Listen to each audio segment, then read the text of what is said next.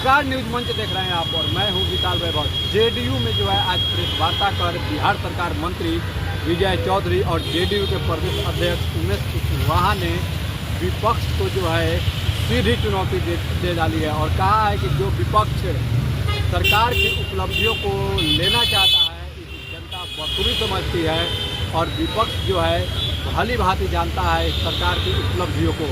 क्या कुछ पूरा इस प्रेस वार्ता में बिहार सरकार मंत्री विजय चौधरी ने कहा है, आइए आपको उनके बयान को सुनाते हैं। बने रहिए न्यूज मंच के साथ। न्यूज मंच के लिए राहुल कुमार के साथ विशाल वैभव, पटना।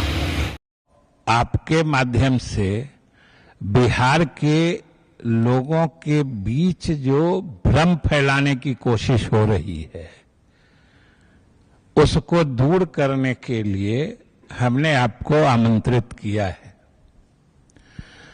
एक चीज सबको आपको स्मरण होगा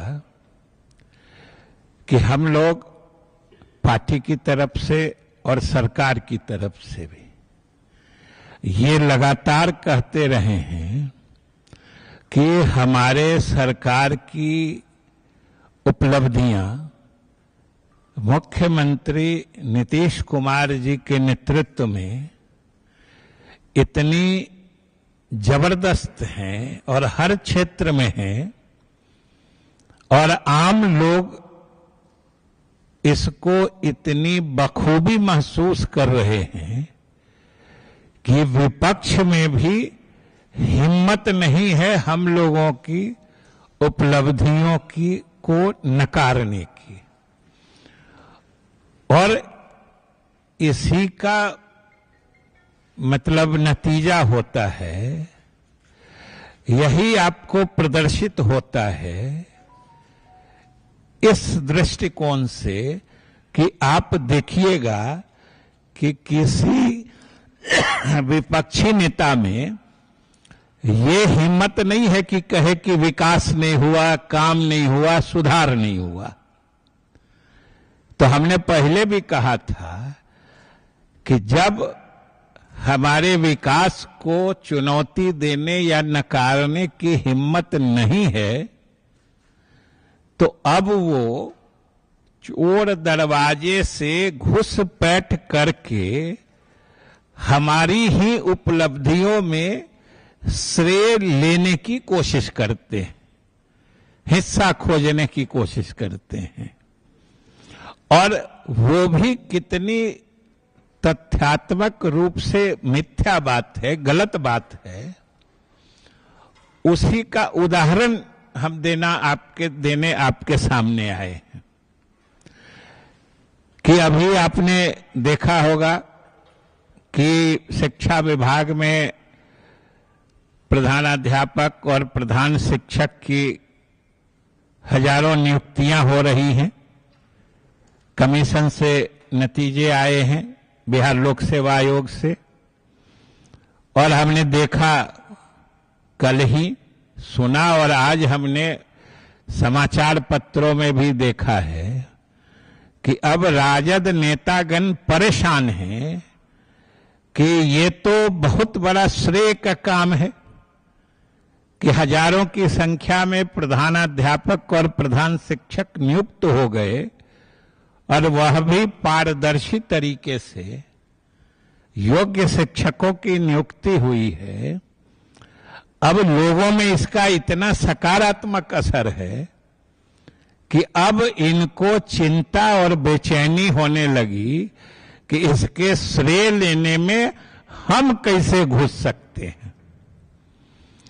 और भ्रम फैलाने के लिए लगातार बधाई धन्यवाद देते हुए कि ये सारे निर्णय हमारे समय में थे।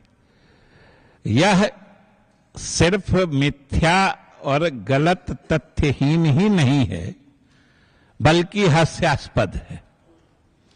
ये आप भी समझिएगा जब आप इसको समय काल क्रम से देखिएगा कि ये निर्णय, आप सबको याद होगा कि शुरू में पंचायतों के माध्यम से शिक्षकों की नियुक्तियां होती थी और जो वरीय शिक्षक होते थे वही प्रधान शिक्षक या प्रधानाध्यापक के प्रभार में रहते थे।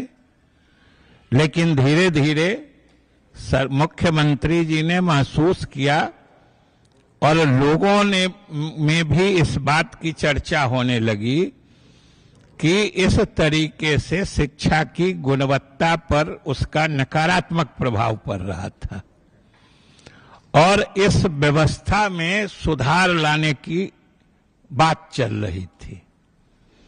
और मैं इसलिए ये बात पूरी जिम्मेदारी से कह रहा हूं कि संयोग से फरवरी 2021 से जब हम लोगों की सरकार बनी थी 2020 के चुनाव के बाद, तो फरवरी में सरकार तो नवंबर में बन गई थी, लेकिन जनवरी फरवरी में आते आते शिक्षा विभाग का प्रभार मुख्यमंत्री जी ने मुझे दिया था।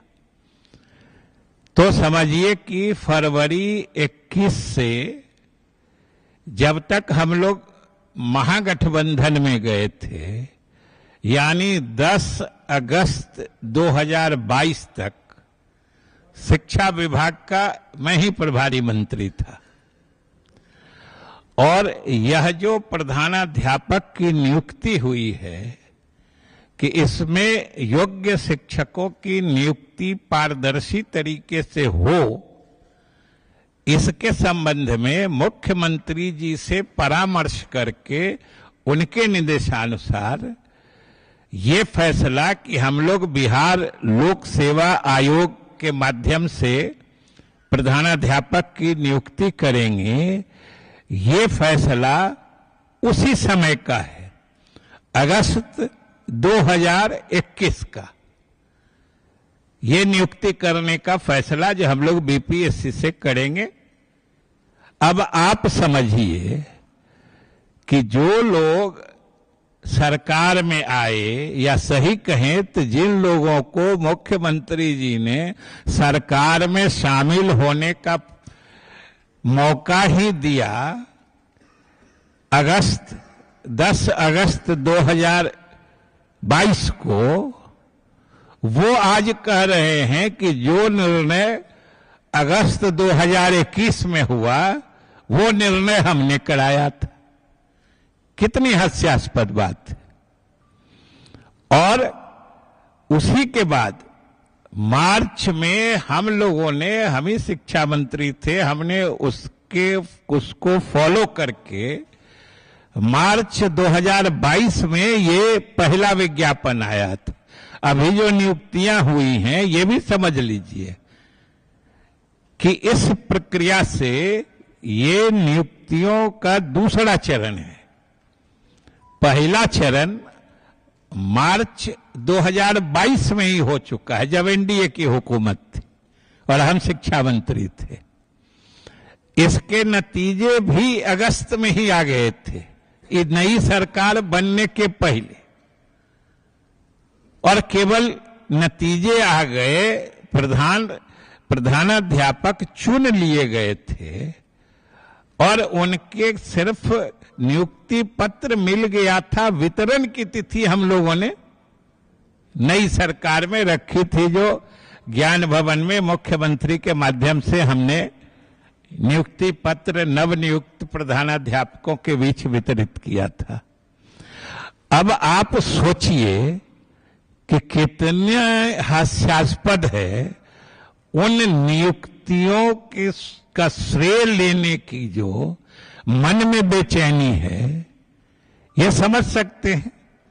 और उसी समय जब हम लोगों ने पारदर्शी तरीके से और सही ढंग से ये नियुक्ति की प्रक्रिया पूरी कर ली, तब जो बाद में हम लोगों ने, वो भी निर्णय हमारे समय का था, जो 5,500 से अधिक जो मध्य विद्यालयों को हम लोगों ने एक साथ उत्क्रमित करके +2 उच्च विद्यालय की श्रेणी में दिया था। एक तो वो भी निर्णय मुख्यमंत्री जी के पुराने सरकार का था कि हर पंचायत में एक +2 विद्यालय खोलेंगे, और वो भी हमारे ही समय में, उसी समय में 6421 पद नव उत्क्रमित +2 विद्यालयों के लिए सृजित हुआ था। और जैसा कि हमने कहा कि मार्च 22 में ही वो 6421 विद्यालयों में प्रधानाध्यापक के नियुक्ति का विज्ञापन बिहार लोक सेवा आयोग द्वारा निकाला गया था। संयोग से उस परीक्षा में केवल 450 के आसपास लोग उत्तीर्ण हो पाए थे। उनका भी नियुक्ति पत्र हम लोगों ने उस समय दिया था और उसी परीक्षा और जो योग्य शिक्षकों का चयन हुआ उसी को जारी करते हुए हम लोगों ने उसी समय निर्णय लिया था कि जो 1 से 5 यानी प्राइमरी स्कूल के जो प्रधान होते हैं, जिनको प्रधान शिक्षक कहते हैं, और +2 तक के विद्यालय के जो प्रधान होते हैं उनको प्रधानाध्यापक कहते हैं, कि हम लोग प्रधान शिक्षकों की भी नियुक्ति में और सामान्य शिक्षकों की नियुक्ति में भी हम लोग बिहार लोक सेवा आयोग से ही परीक्षा के माध्यम से करेंगे। ये निर्णय भी उसी समय हुआ था। अब जरा आप इस क्रोनोलॉजिकल ऑर्डर में समझ लीजिए और हम तो आप ही लोग से कहेंगे कि भाई हम तो आपको डेट दिया है। ये तो दस्तावेजी प्रमाण या तथ्य है, शिक्षा विभाग से ही आप लोग सत्यापित कर लीजिएगा। तब इस तरह का ये एक तरह से कहिए भ्रामक प्रचार या जबरदस्ती श्रेय लेने की होड़, ये आप ही समझ सकते हैं और बिहार की जनता देख रही है जो ये क्या चीज है। और सही बात यह है कि आज राजद सहित तमाम विपक्षी दल की हालत यही है कि एक तरफ तो वो हमारी उपलब्धियों को नकार नहीं सकते हैं, क्योंकि बिहार के किसी कोने में किसी दूरस्थ पंचायत के किसी वार्ड में चले जाएंगे और नजर घुमा के देखेंगे तो उनको हमारी उपलब्धियां यानी नीतीश कुमार के सरकार की उपलब्धियां हर कोने में बिखरी नजर आएंगी।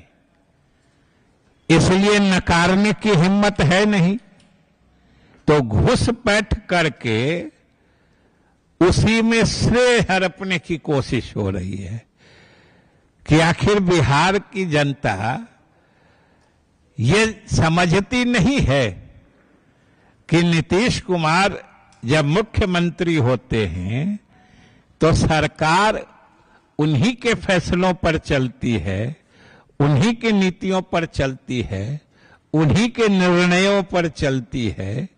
इसलिए अगर ये निर्णय आज शिक्षा के हित में है, शिक्षा की गुणवत्ता सुधारने के हित में है कि लोक सेवा आयोग से प्रधान अध्यापक हो या प्रधान शिक्षक हो या सामान्य शिक्षक हो, उनकी नियुक्ति की बात हो, या आज जो हजारों नियुक्तियां हो रही हैं शिक्षकों से लेके प्रधान शिक्षक और प्रधानाध्यापकों की, तो इसका अगर एकमात्र अकेले किसी को श्रेय है तो वो मुख्यमंत्री नीतीश कुमार की दूरदर्शी सोच और समझ की है। अकारण कोशिश करने से कोई श्रेय आप हड़प नहीं सकते। जनता जागरूक होती है और सारी बातों को समझती है। इसलिए हम यही कहेंगे कि भाई आपकी भी जिम्मेदारी है मीडिया को कि सही तथ्यात्मक बातों से, दस्तावेजी प्रमाण वाले सत्य चीजों से जनता को अवगत जरूर कराइए।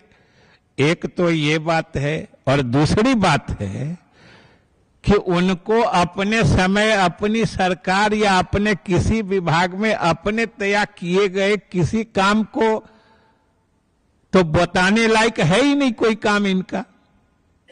तो अपना कोई काम, अपनी कोई उपलब्धि बता ही नहीं सकते हैं। तो जो हमारी उपलब्धि है उसमें अनावश्यक घुसपैठ करना, ये बिल्कुल समझिए कि एकदम गलत बात है, निंदनीय बात है। मुख्य रूप से हमको यही बात आपको फैक्ट मतलब सत्य तिथियों के साथ हमने इसीलिए बताया है कि अगर आपको कभी इन चीजों से सामना पड़े या आपके माध्यम से जनता को भ्रमित करने की कोई नेता कोशिश करें तो आप इन बातों को जरूर इनका उदाहरण दीजिएगा। इसीलिए हम आप लोग को कह रहे हैं। और आपका भी कुछ है कि हो गया क्या? सोशल मीडिया पे अभी तेजस्वी यादव ने एक फिर आंकड़ा जारी किया है कि पिछले कुछ हफ्ते में कई क्राइम की घटनाएं। आंकड़ा किस चीज का?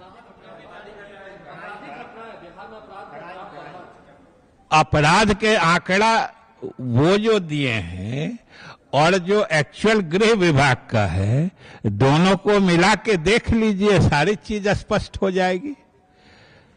और सबसे बड़ी बात है कि अपराध के मामले में, अपराधियों के खिलाफ कार्रवाई के मामले में किस पार्टी, किस नेता, किस सरकार की विश्वसनीयता रही है और बिहार के लोगों ने महसूस किया है, ये किसी से छिपी हुई बात नहीं है।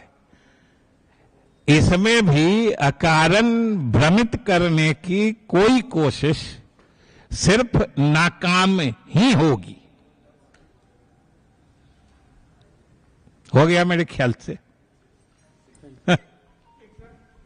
जेडीयू की टीम बनी है, कार्यकर्ता सम्मेलन आप लोगों का शुरू हो जाएगा 24 नवंबर से लेकर के और 22 दिसंबर तक चलेगा। हाँ, एक सबसे खास बात ये जिक्र किया गया है कि जाति और धर्म इन मसलों को लेकर के जो समाज में जो गलत संदेश दिया जाता है, मैसेज दिया जाता है, उनको लेकर के कार्यकर्ताओं को बताया जाएगा और विपक्षी दलों को मुंहतोड़ जवाब दिया जाएगा। नहीं, वो जो आप कह रहे हैं वो तो सीधे एक हिस्सा है।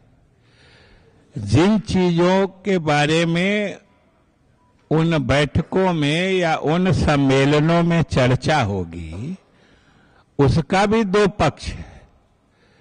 पहला पक्ष है कि नीतीश कुमार के नेतृत्व में पिछले 19 वर्षों से जो सरकार की उपलब्धियां रही हैं, उसको जनता में न सिर्फ प्रचारित करना, पीछे के बातों को स्मारित करना भी।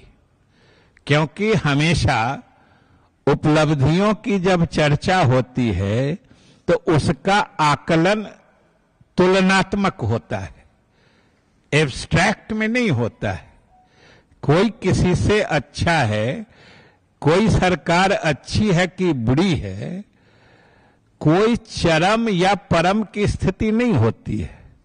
हम जब कहते हैं कि हमारी सरकार अच्छी चल रही है, मतलब है कि हम लोगों ने जिनके विरुद्ध जनता का विश्वास प्राप्त किया था, हमने जनता की आशा के अनुरूप ही नहीं बल्कि उनकी आशा से भी आगे बढ़कर जनहित में और उनके कल्याण के काम किए हैं, पहली चीज।